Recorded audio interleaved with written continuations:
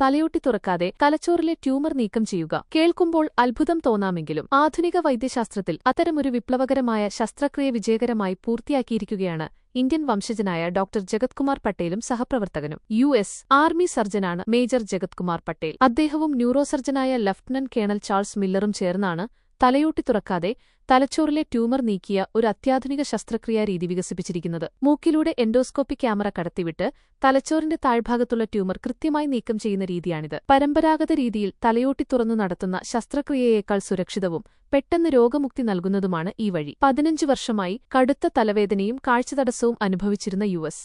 Marine staff sergeant Andy ആർച്ചറിലാണ് ഈ രീതി വിജയകരമായി പരീക്ഷിച്ചത്. അദ്ദേഹത്തിന്റെ കണ്ണിലെ ഞരമ്പിനെ ബാധിക്കുന്ന രീതിയിൽ ഗോൾഫ് ബോളിന്റെ വലുപ്പത്തിലുള്ള 4.4 സെന്റിമീറ്റർ ട്യൂമറാണ് ഡോക്ടർമാർ കണ്ടെത്തിയത്. മേജർ പട്ടേൽ എൻഡോസ്കോപ്പിക് ക്യാമറയിലൂടെ ട്യൂമറിന്റെ വ്യക്തമായ ദൃശ്യങ്ങൾ തത്സമയം നൽകിയപ്പോൾ കേണൽ മില്ലർ അത് സുരക്ഷിതമായി നീക്കം ചെയ്തു. ശസ്ത്രക്രിയ കഴിഞ്ഞ് 2ാം ദിവസം തന്നെ പുറമേ മുറിവുകളൊന്നുമില്ലാതെ രോഗി സാധാരണ നിലയിലാവുകയും കാഴ്ചശക്തി വീണ്ടെടുക്കാൻ തുടങ്ങുകയും ചെയ്തു. വൈദ്യശാസ്ത്ര ലോകത്തിനു തന്നെ അഭിമാനമായി മാറിയ മേജർ ജഗത്കുമാർ പട്ടേലിന്റെ ഈ കണ്ടുപിടുത്തത്തിന് വൻ പ്രശംസയാണ് അന്താരാഷ്ട്ര തലത്തിൽ ലഭിക്കുന്നത്.